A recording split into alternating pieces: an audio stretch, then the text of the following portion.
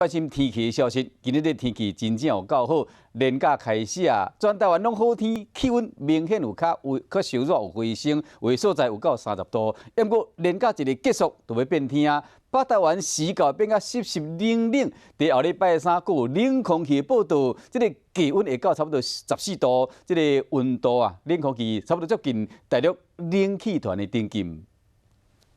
连假出日头，而且天气真稳定，加上较烧热的南风吹来，大部分的人都已经穿较薄的衫，无穿袖啊。不过连假结束以后，佫变天啊。主要有一道锋面跟紧接的东北季风逐渐增强，影响到台湾的天气哦。所以从礼拜天开始，中部以北跟东半部地区的雨量会增多，而且会有一些局部的短暂降雨。